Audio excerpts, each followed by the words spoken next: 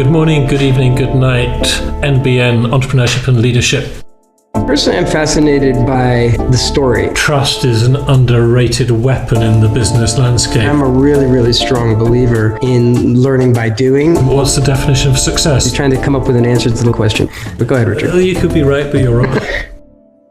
Good morning, good evening, good night, Entrepreneurship and Leadership channel listeners on the NBN. I'm here with my friend and business partner, Kimon and our guest, James Green, who, amongst other things, is the founder of DQ Ventures, or co-founder of DQ Ventures.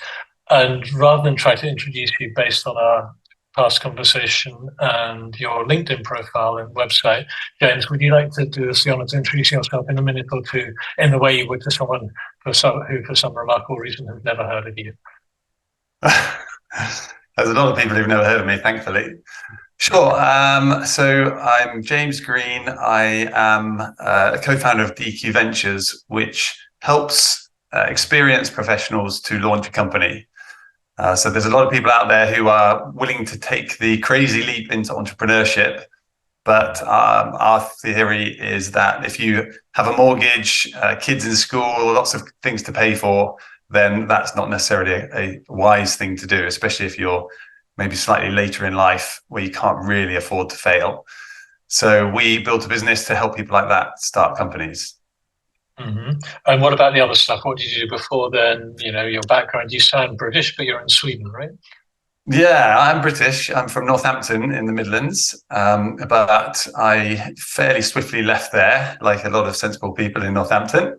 And I ended up in London, met my now wife, and we moved to Singapore. And I lived and worked in Singapore, started a couple of businesses there. COVID hit and moved back to closer to family and friends. And we were choosing between the UK and Sweden. And fortunately, Sweden won the day. So I have two children who are half British, half Swedish. They'd never really been Swedes. They'd only been expats, actually, but English-speaking expats. So we wanted to bring them here. And Sweden's actually just been named as the #1 place to live in terms of quality of life. So I think we made the right decision. That's impressive. And I'm curious about bringing up Swedish. You said they're British, but they've got Swedish passports as well. Do you think they're going to identify as Swedes when they're older, or are you in the international schools and sort of cut off from Swedish? No. I mean, there are international schools here, but where I grew up, there was a fairly clear choice between local schools and, if you could afford it, public schools. In Sweden, everybody goes to the local school. I think you would be seen as not normal if you went to a public school. Certainly, I think there's only one public school from what I know, where the royal family tends to go. But there aren't a huge number of international schools, and we certainly wanted our children to grow up as Swedes. And actually, the same was true in Singapore. Part of the reason we left was as foreigners and not permanent residents, our children were destined for international schools. And we didn't really want that for our children. I know many people do, but that was part of the reason why we decided to move. Mm-hmm. It's a great school system here. I love it. It's amazing. And one of the best things is both partners can work, which in the UK, I know many of my friends find that difficult because of the cost of childcare. Whereas here, even though school finishes at 2, our children can stay until 5. All their friends are still there. They're still looked after by many of the same people.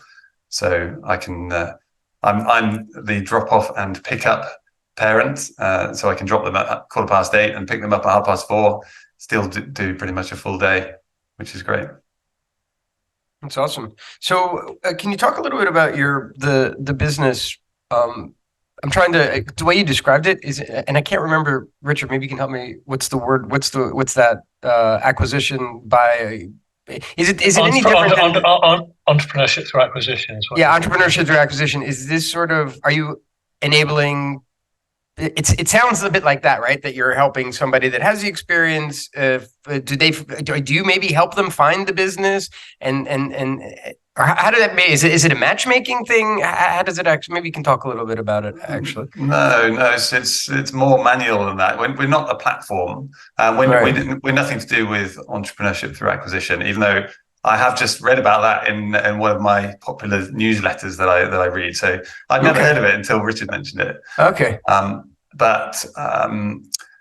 So we basically we support people who've got a great idea, who are passionate about doing something specific, and they don't know how to go about doing that, probably because they've never run a company or they've been in the corporate world for their entire career. They just don't know anything about actually setting up a company, right. how you go about bringing a new idea to market, and how you raise capital. So we're on that side. We're startup people. I'm a startup investor. That's how I met Richard, actually. We invested in the same company, I think 15 years ago.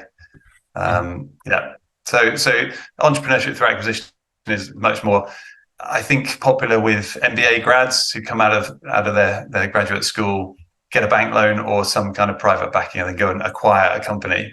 Yeah. Which is great and timely, because there's a lot of people, kind of baby boomers, who want to get out of their businesses and maybe set up for a reasonable price.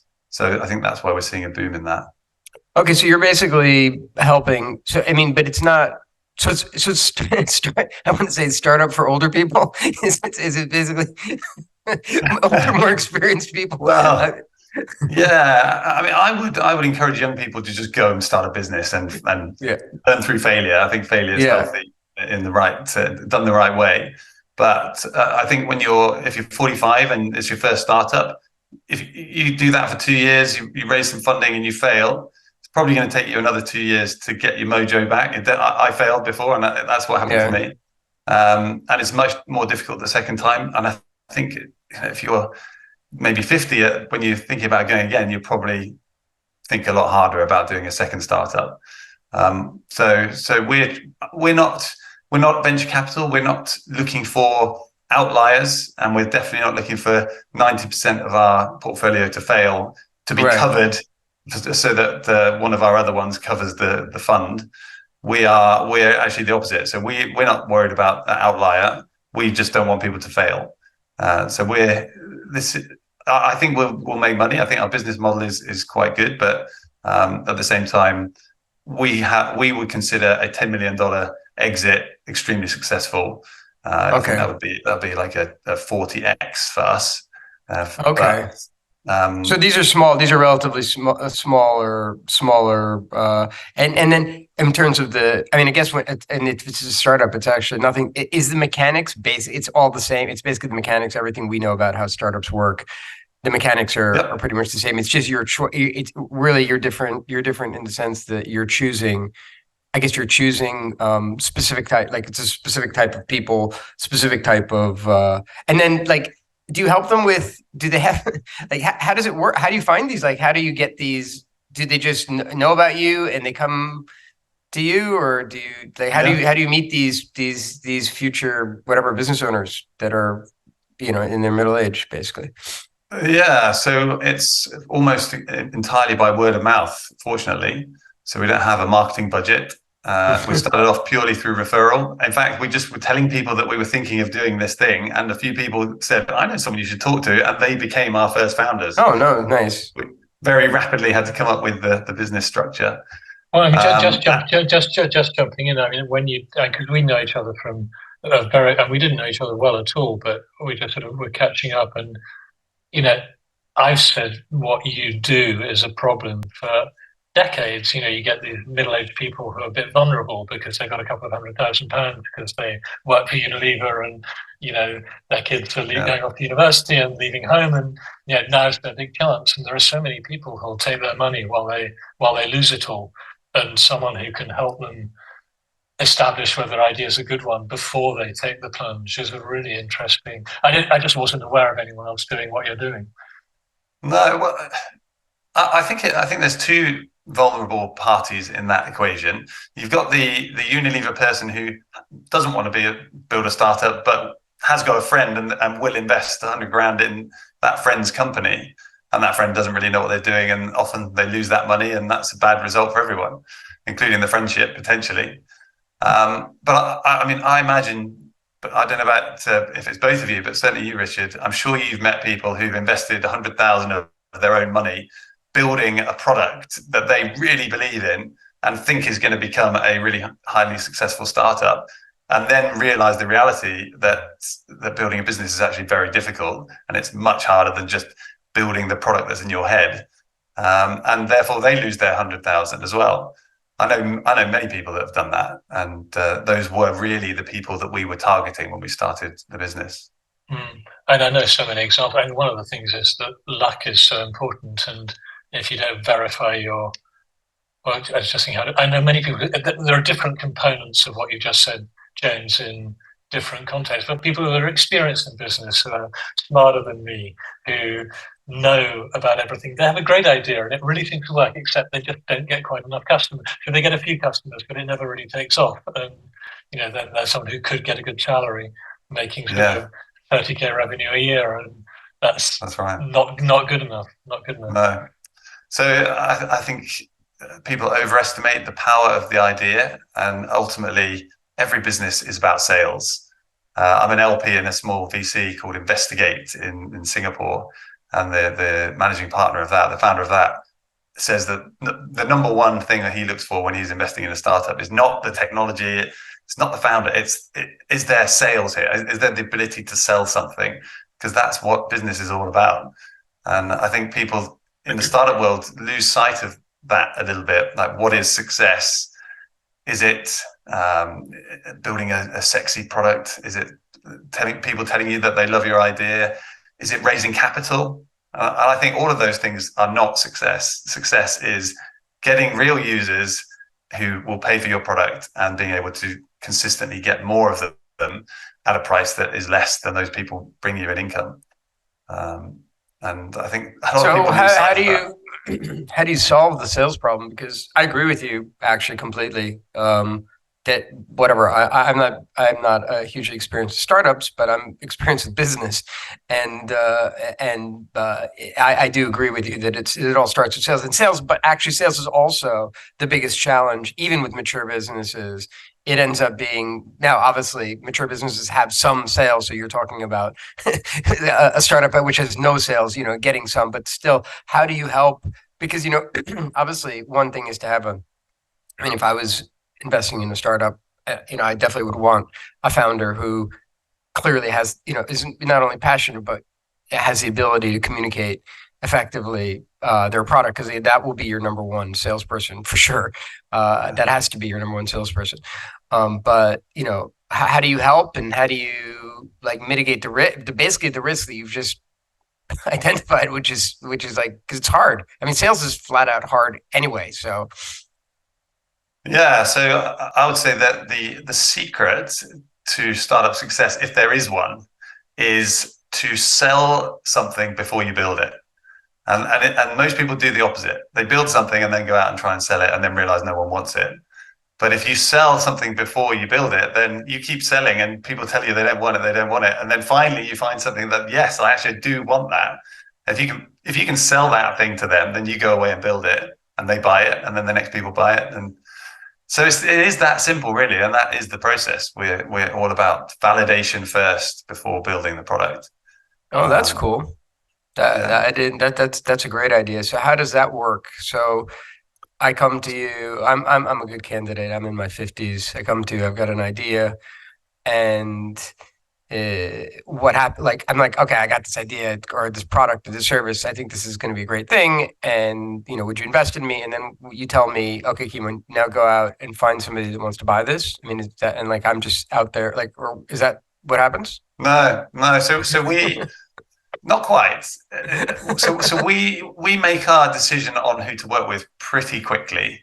Yeah. And honestly, I haven't distilled down what that involves, other than it's based on my 15 years of angel investing and my partners doing the same.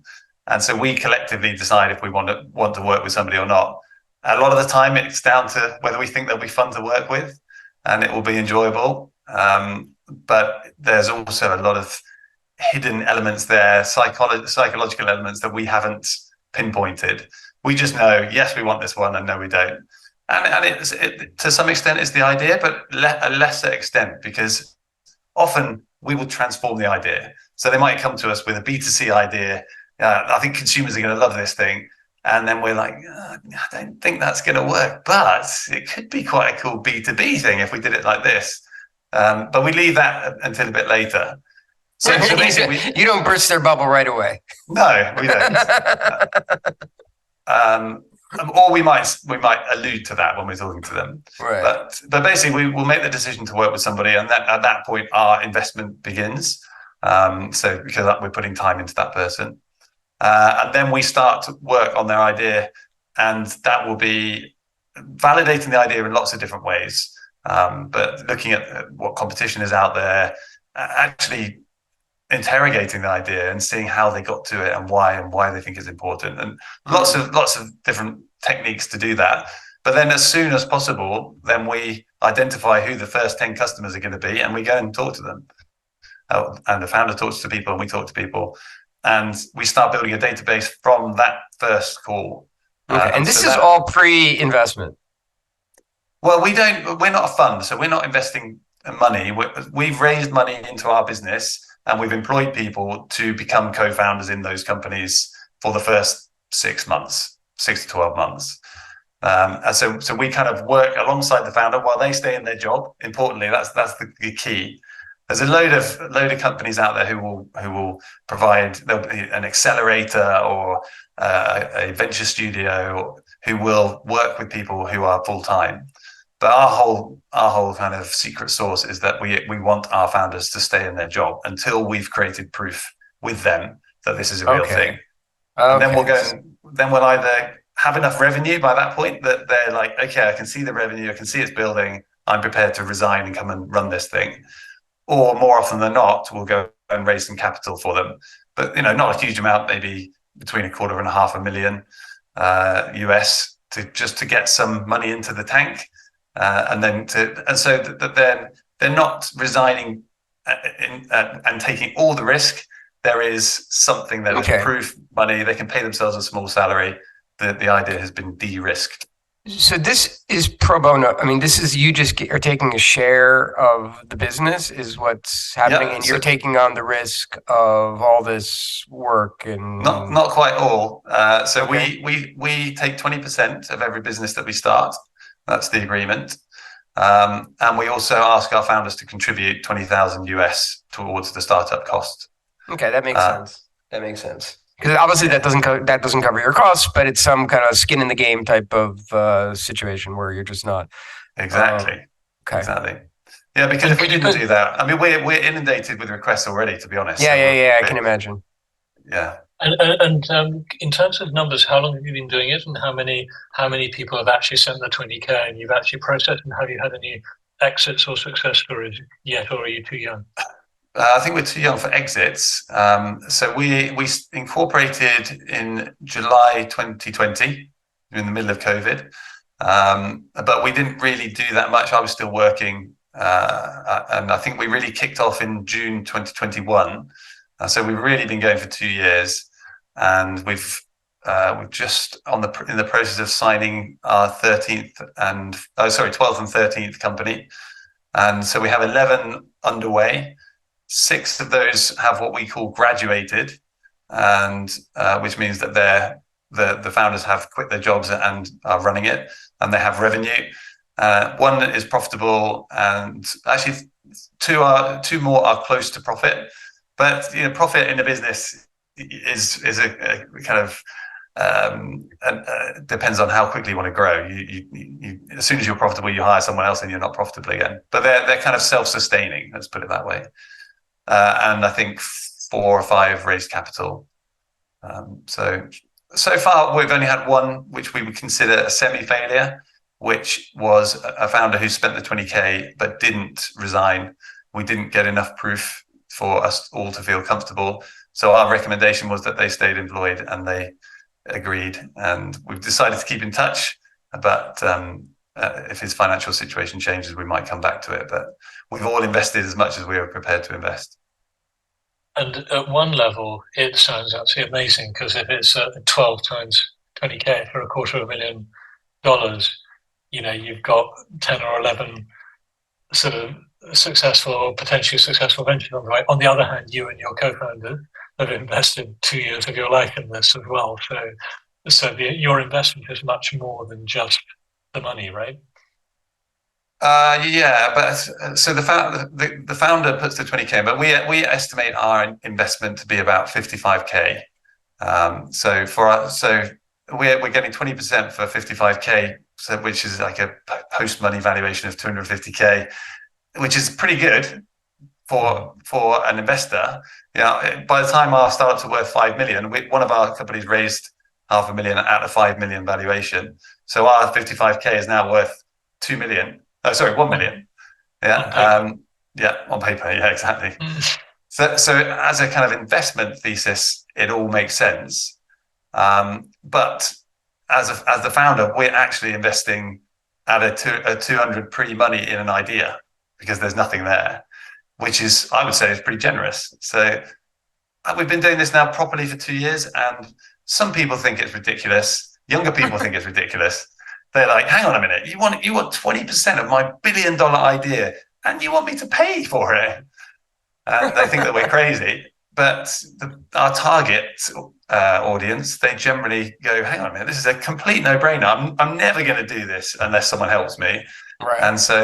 And I can afford. Yeah, and it really 20K is not. It is a great deal for. It is a good. I really like the idea, and I mean, I think it actually is valuable for the world. Basically, I mean, I think you're getting things out there. You're getting people. I just see lots of positives in it. Actually, you're helping the guy or the lady who's bored or just experienced in their job and they want to do something else and they have ideas. But as you said, you're taking out the risk and you're giving business experience that you and your partners have as well. So I mean, it sounds like I can totally see how that would be appealing for somebody exactly like my age or whatever, like somebody who's like middle age and experienced and has some money. And as Richard said, or you guys said at the beginning, I mean, it's better to lose 20K than it is to lose 100K or 200K, right? I mean, exactly. And your job, but this all works, James, based on the idea that you and your co-founders are competent, ethical, experienced people. And I obviously we've been doing business through the co-investment for a while, and I know a bit about your background. But I think that for anyone, if someone's listening to this and they think, what a great idea, I'm going to copy them, there are an awful lot of people out there in the world who might say they're doing what you're doing, but don't actually have the skills. So they take the money, but don't give that much value, and the shareholding, but don't give that much value in return. Yeah, so in order to, and imagine some cynical person listening to think, who the hell is James? Could you talk a bit about, there's probably more to say about DT Ventures, and maybe we'll talk through the process, but just to address the who the hell is James, can you talk a bit about your pre-doing this entrepreneurial experience, like what, and particularly not just what you did, but how it set you up to feel that you're the right person to be doing what you're doing now, like the experience, what those experiences gave you in terms of insights into business. I always kind of resisted corporate life from when I was at university. I just couldn't see myself getting a job, and I ended up basically becoming the managing director of a small creative agency, a marketing agency in the UK. By sheer just saying that I would be the best person to do it, and luckily managed to get a small exit out of that, which taught me two things: one, the value of ownership, and two, that I enjoyed working for myself and being the boss. So how old were you when that happened? That was 2019. So I was, what was I in 2019? 24. Are you sure you got the numbers? Oh, no, sorry, no. Is that right? No, 2009. 2009. Oh, yeah. Yeah, so I wasn't 24, was I? I must have been. I was born in 1976. What was I? That would have been 33. Is that 33? I was 33. 33. 33. Yeah. 33. Yeah, sorry. I clearly haven't thought about that much. It's a mystery 10 years when you're in the Mossad and you're not telling us. So. There are a few gaps like that, yeah. But so I took that money basically and started angel investing. And over those years, I've set up 10 different companies. Most of them never went anywhere. Some of them did and made some money. But I've never had a big exit, but I've been part of companies that have done well. And I've had lots of exits, minor exits. So I've enjoyed the entrepreneurial journey without the kind of big headline exit. But I think out of the three of us founders of DQ, I am the most experienced at going from 0 to 1 because I've done it loads of times. And what made me think that I'd be good at this is that when people came to me for advice, I lost about $2 million of other people's money in my most tragic failure, which was the one that took me 2 years to recover from. And I found that after that, I became a much more valuable advisor because I'd felt the pain and sting of what it's like for it not to work. And I think advisors are much better when they tell you what not to do than when they tell you what to do. I think that's where the real value lies. So I'm the what not to do person, but I've got two co-founders who've had very different startup careers.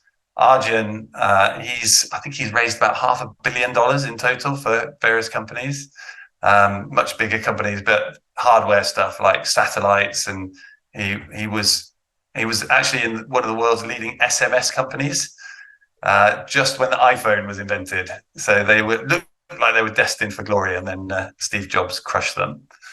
But then Oliver is the one who's had the headline success. So he started one company and sold it for 85 million. So he's got kind of our pin-up when it comes to talking to the founders. I think having someone who's had that kind of exit as a co-founder is quite appealing to them. But I think the three of us we all worked on all of our companies and share the responsibilities, and we all bring something different. Mm. And your big failure. Can you just talk? What can you tell us about that? Because you said you learned from failure. What was it, and what were the three biggest mistakes? I'm sure there were more than three, but what was the one really massive? Maybe what was the one biggest mistake? Yeah, the one biggest mistake. Well, I think my co-founder and I disagreed on this, but for me it was well, I mean, we raised 840,000 Singapore dollars, which I think is about $500,000 US. Just with the idea, and immediately hired people and started, and we believed our own hype. We thought we knew what we were doing, but I would say our biggest mistake was the fact that we did all of this stuff before we sold a single thing. It was all based on how great an idea it was. We were going to disintermediate the recruitment industry by building a platform for temporary workers that would connect temps to people who needed temps. And provide a rating, a bit like an Uber rating. But what we didn't realize was that to the temps, we were just yet another recruitment agency who had a fancy app, and they didn't care whether they turned up for work or not, because there's lots of other recruitment agencies they could get work with the next day. So we just couldn't solve that problem. And then so two problems there: believing our own hype and raising money, not trying to sell before we built something. And then also the biggest failure is not talking to enough people within the industry. Because when I've explained, because you could have found that, right? You could have found out these exactly what you said, right? Yeah, temps are useless. They just don't. Yeah. They're not going to. Yeah, I think we would probably have said, "Oh, well, our rating system will solve that in our bravado." But actually, I mean, when we failed, and I talked about it in hindsight, they're like, "Yeah, of course. But why do you think there are recruitment consultants? It's because these people don't turn up, and we have to sort it out." Yeah, so funny. Yeah, well, funny in hindsight. It took me a long time to think it was funny. Yeah. And you mentioned it took you years to recover. I mean, I don't know. You can share as much or as little as you want to, but how did your dark days when that went wrong manifest themselves? Massive loss of confidence and self-esteem. Wondered if I really had any talent. That was it all a dream, and did I have any capability at all? And then trying to get a job made that 10 times worse because I literally never had a job, basically. And so my CV was not really appealing to the kind of jobs that I needed in order to have the salary that I needed to support my family in Singapore. So that was a pretty tough time. I basically ended up just consulting and doing a patchwork of different jobs to I think pull that's together the money I needed. I think that's interesting, but it's sort of like another tangent, and we don't have to go like totally down it. But I do think there's something to be said about disentangling yourself from your business. That it's not you, the business failure, but it works both ways. Yeah. Also, and it actually works much worse, believe it or not, with the success, because people think they're awesome and incredible when they have business. It actually works either both sides are wrong. You're not your business. Your business is a separate thing. Now you just outlined some mistakes, but obviously you took it personally, like whatever. The failure felt like a personal failure, even though it was just like a business. Obviously you were integral and you were part of the decision-making process and it failed, but it actually is not you. Do you know what I mean? And but I say that because I think it's really interesting because I really do think it works both ways. I think we see people who are like kicking themselves and when they shouldn't be. And then you have people who are just like praising themselves when they shouldn't be either. I mean, and you must, and that's good advice for these people that you're bringing into, like, that's good advice for like, whatever happens, like, this is just a business, you know what I mean? Like, I don't think it's possible to kind of think yourself out of the malaise and the depression if it's depression. But I think I know now that however bad the failure feels at the time, it ends up healing. Yes. And I also there's a golfer called Tony Finau. And I know him. I'm not a huge golf fan, but I like him. Yeah, he's a nice guy. But he says a winner is just a loser who never gave up. And I totally agree with that. Totally agree with that. Totally agree with that. So I have a question. Sorry, Richard. I have one question about just James. How does because I'm really curious, how does your day-to-day, so like what do you guys do with these companies on a day-to-day basis? So I act like the co-founder of multiple companies, which is the best job in the world. So doing whatever needs to be done. So I'm literally talking to users, conducting user interviews. I'm selling. I'm building partnerships. I'm raising money. But I'm also working on DQ Ventures. So we're trying to industrialize our process, and so we've built our own portal to create modules that we take our founders through rather than just doing it from the hip. We only have one employee, and she's an exited founder as well. So we're like the four musketeers, really. All dividing the work, and actually, I think partly we divide it by what we're good at, but also we were all in Singapore when we started this. So our company is a Singapore entity, but now we're in Stockholm, Sydney, and Delhi, and Bangkok. So we are all over the place. So we tend to try to front the companies that are closest to us. That makes sense. We've got people everywhere. We've got several in Australia, Southeast Asia, Portugal, UK, Seattle. We're everywhere. So it pays to be spread. What happens with like? Do you have any situation where like one of you? I'm just thinking about myself here. Is lazier than the others, or is not like? How do you measure how do you like measure the contribution, or how do you even deal with that? Like is it you guys just know each other? You guys are tight, and like you just wouldn't do that to each other type of like setup, or is there any kind of like because it is sort of like you're dependent on the other guys to be pulling their weight as much as because it sounds like you're just working basically like normal, like as you said, whatever has to be done, you're doing. Does everybody do that equally, or is that ever become an issue that like one guy just doesn't want, like, I'm the idea guy, I just want to do? Not really. I would say that we contribute in very different ways, and we're much more value focused than we are. What are you doing? We're talking about what are you doing. So we're all friends basically. I think we're really good friends, and so that helps. And also the fact that it's great fun, and I think we've all done reasonably well in our lives. No, Ollie's done the best, but we've all done okay, and And so I think we're doing this partly because it's what we want to do rather than it's what we have to do. And so if someone wants to, work 24 hours, then fine, but don't expect me to. And I'm going to go and play golf tomorrow, literally tomorrow. And, the other guys don't know, but they don't care either. They know now. They know now, yeah. Well, they know that you did. They'll know that you did at some point in the future. And what about the workload with your founders? I mean, do you ever get the founders trying to offload things onto you that you think they should be doing? And I obviously sometimes there was a mistake I made many years ago.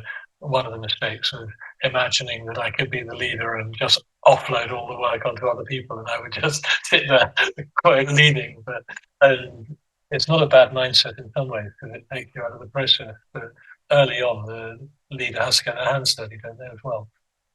They definitely do, and so that has happened a bit, but generally, I think that what helps in our business is that we are working on our founders' ideas, not our ideas. And I know venture studios often have ideas and then bring in a founder, but so we're not the ones who have the burning passion to get this thing done. So generally, our founders want to do the work. Well, and they've spent 20,000. I'm sorry, that helps. Yeah, exactly. I mean, it's going to keep them a bit more focused. So I think they're focused anyway. But everyone has a different workload. Some people are cruising through life in an amazing job you can't believe that they get paid to do, and some of them work crazy hours and are like an emotional mess because of how hard it is and how much they have to work. But we say to them, we're not in any rush. Yes, we have investors who want to make a return, and we want to make a return, but we also want to enjoy our lives, and we want to be the good guys of the kind of whole venture world. So if it takes 2 years, it takes 2 years, then so be it. But we're not going to just go and do all the work and then say it's ready, because they'll be a terrible founder. They won't know the problem. They won't have talked to the users, and it just won't work. And well, thank you for that. That's very interesting. And going back a bit, when you mentioned that you were a bit non-conformist, and when you were a kid, a teenager, did you know you were going to be in business? Would you be surprised? Or because I'm always interested in how people got there, because in my case I can't quite figure it out. But in your case, would your family be surprised you're doing what you do now? I think that. Well, I think they don't know what I do, to be honest. No matter how many times I tell them, I think it just doesn't fit into any box. But I definitely wasn't the business guy. My grandfather was managing director of a business called Crown Paints, which is well known in the UK. And I think from his stories when he was alive, I think he was a great leader, great businessman, a very selfless man. And I have a twin brother. My twin was always that. He was always destined for that. He's actually just been made CEO of a yacht company called Princess Yachts. But that was easy to see happening. He's kind of on that path.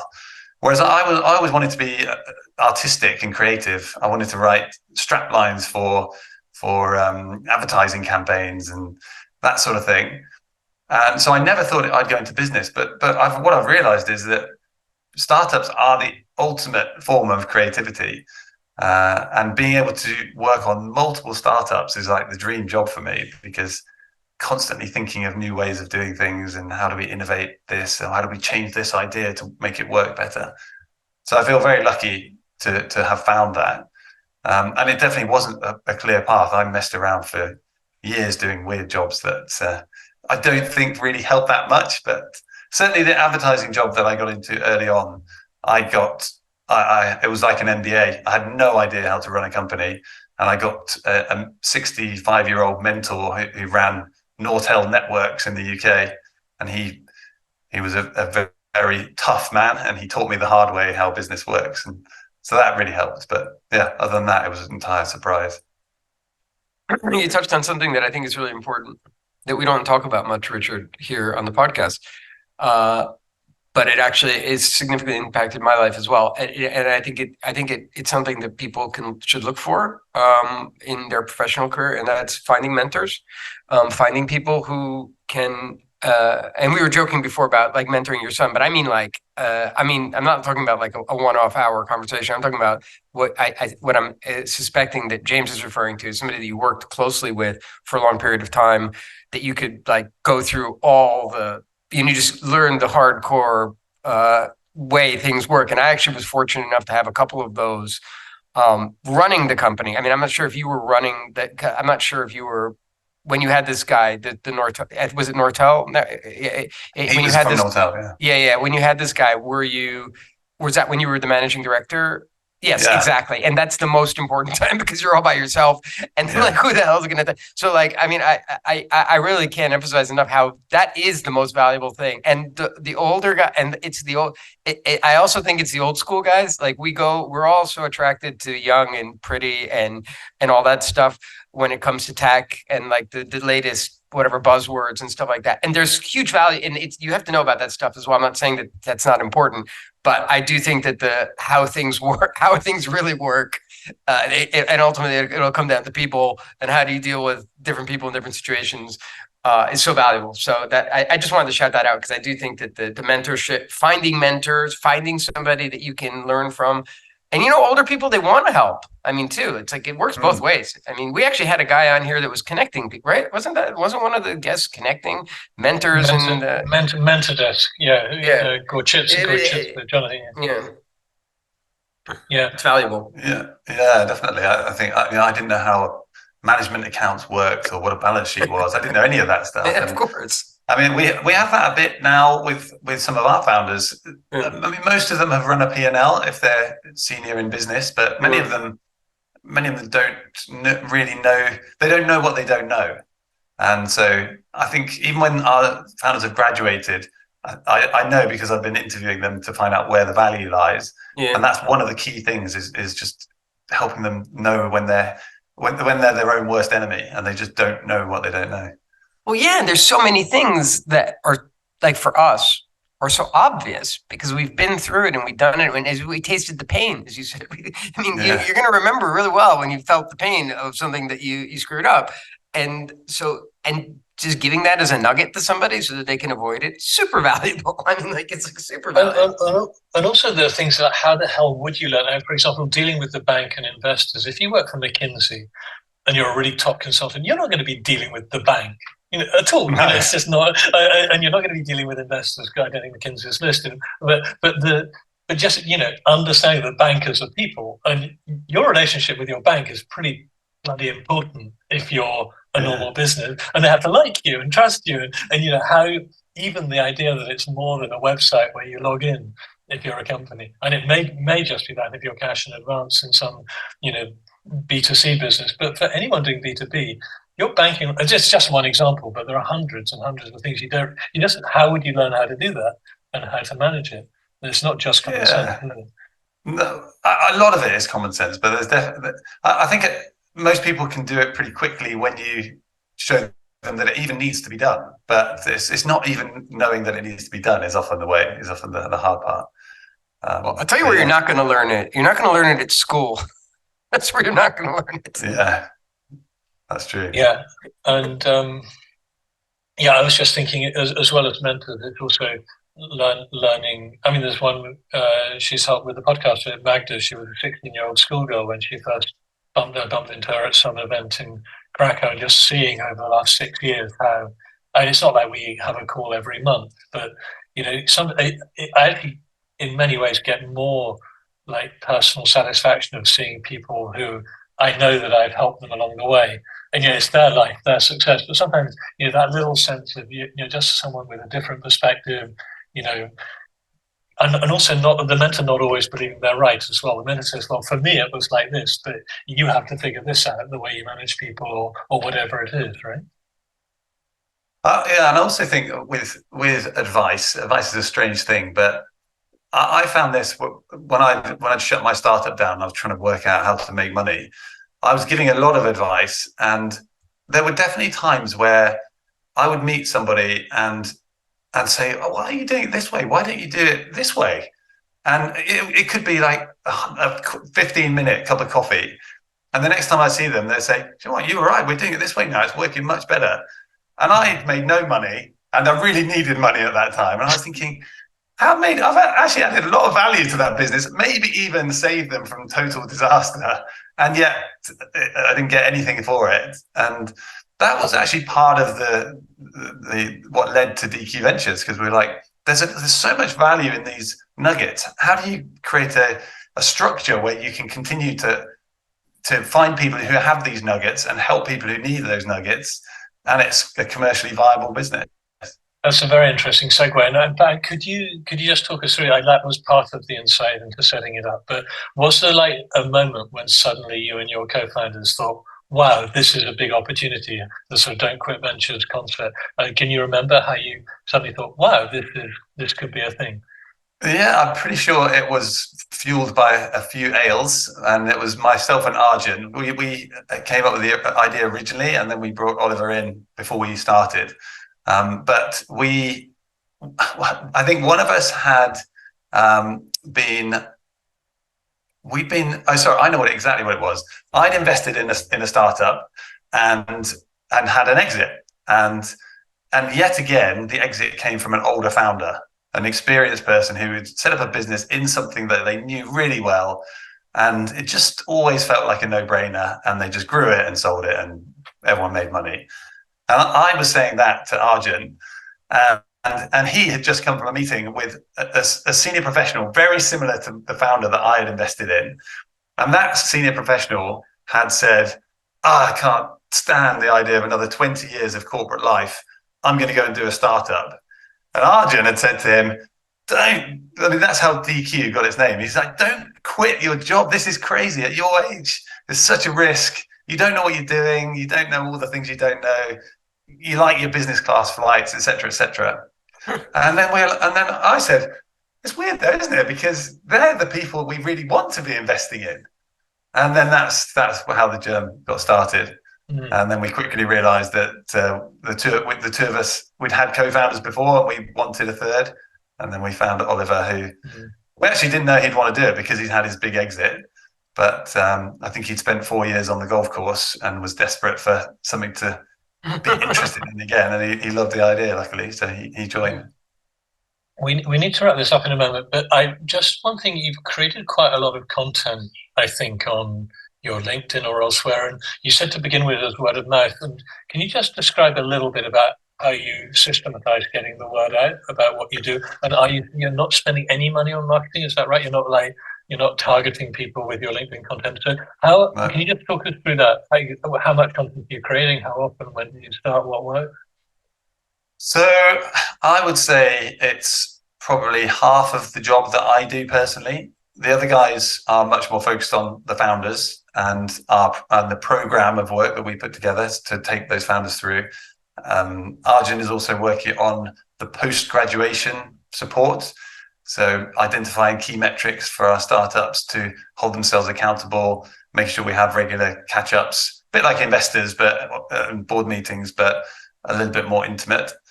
Whereas my job is bringing the founders in. So the truth is, about just over a year ago, I saw people writing stuff on LinkedIn and getting a lot of followers. And I thought, I could do that. And what we do is quite interesting.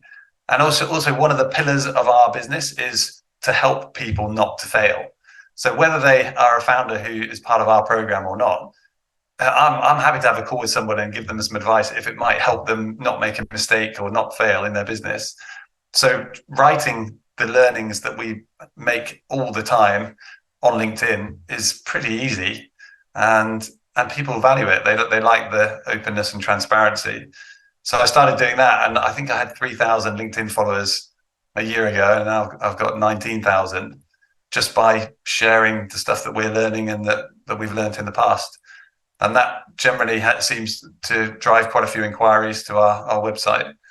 So it's pretty straightforward. We're very lucky to have that, because I think most businesses would kill for that kind of free pipeline of leads. But that's where a lot of it comes from. And then we have a lot of founders now that we work with, and they like us, so they refer people in, and we're trying to build that network as well. Good. Is there anything we haven't asked that you think is important about what you're doing that you haven't shared yet? Yeah, I think like the final shot in your notes, you said, is there a final thing that you would want to say to people? And I gave that some thought. So I reckon my advice, if I had to give it to a large audience, would be, first of all, be kind. I'm a naturally kind person, so it's easy for me, but I think it's pretty easy to proactively show kindness. And on the flip side, don't fall out with people. And there have been times in my life where I was very close to falling out with people, but I'm very good friends with those people now still, and I'm very lucky, very happy that in retrospect I didn't say the thing that I wanted to say or whatever it was. So I'd say don't fall out with people. And the extension of that is a Nassim Taleb quote, or not really a quote, but paraphrasing him. He calls it the silver rule. So, the golden rule is do unto others what you would want them to do to you. But Taleb says that the silver rule is don't do unto others what you would not want them to do to you. And he said that's far more important. And I get that. I think that's very true. And then just looping back to the failure and success thing, I'm gonna have to refresh my memory on this. But on the failure side, we said no matter how bad it feels, it will get better. And on the success side, I would say that there's two things. First of all, I've witnessed a lot of success and had some success, and it doesn't feel as good or as final as you think it will. And it comes with some negatives. Like I know Oliver, for example, after his big exit, he was very reluctant to do another thing. Because he was like the king of the world. He had this huge exit, and that's what people knew of him. It's all risk from there. You go and start another business and it fails, and you're not invincible anymore. But yeah, the last thing was a Naval quote, which he said, success won't make you happy, healthy, or loved, but being happy, healthy, and loved is happiness, is success. And I feel like I'm able to take risks in my life and career because I'd be happy no matter what I did and how successful I am. And I think that's my superpower. I think I am healthy, luckily, and I'm loved, and I'm definitely happy. And I feel like that's not going to change no matter what the outcome of my business is, which is a good position to be in. We always say we don't want life coaches on our podcast, and you've just it sounds so like it. But what you're saying, but I love it. I think it's true. Yeah. It's true. The thing is, you're saying it. You're not a life coach, and it's true. But sometimes life coaches say that without the other stuff. No, I think it's really powerful, and thank you. We will obviously, to the extent there are links we can share back to the original content, we'll put those in the notes that go out with this, so people can find them more easily. Maybe you can help us with that, Jim. But no, I think it's a great way to. I wasn't being negative about you. I think these are really powerful things. So thank you for that. Kimon, do you want to do the honors and wrap this up? I've really enjoyed the talk, but I think Kimon's a good closer, so I'll let Kimon close. Well, I think the way, I actually basically James closed it. I don't think you could ever close it better than that. I would just summarize that to say that there are things more important. And I was sort of trying to say that as well with not being entangled with your business. It's kind of a similar thing I was trying to say, actually, which is like that you're like there's more important things out there than just whether this stupid thing that you're doing is successful or not. And then all this measurement of how your friend made all this money. I thought that was humorous because it's like some of it is just kind of random. I'm not trying to diminish any success or anything like that, but it's just like, And the other reflection I had when you were saying that was, and I don't know if you have this, if you agree, but the success is never going to be as good as the failure is bad. Do you know what I mean? The failure is always feels like, I think it's like you're never going to feel as great from that great success as you will feel badly from some, I think to some extent that for some reason that, I don't know if you agree with that or not, but that stays in our psyche. Yeah, I think that's known. I mean, they always say that losing money, like trading stocks, losing money feels 10 times worse than making the same amount of money. Exactly. Yeah. So, but anyway, it's been a pleasure. I learned a lot. This was valuable for me personally. I'm always thinking about what I'm going to do next, and you given me some ideas. So thank you for your time. And thanks to everybody for listening, and for everybody who puts this together and does all the work behind the scenes to get this podcast out and make it sound good. Thank you as well. And have a nice day, everybody. Thanks, guys.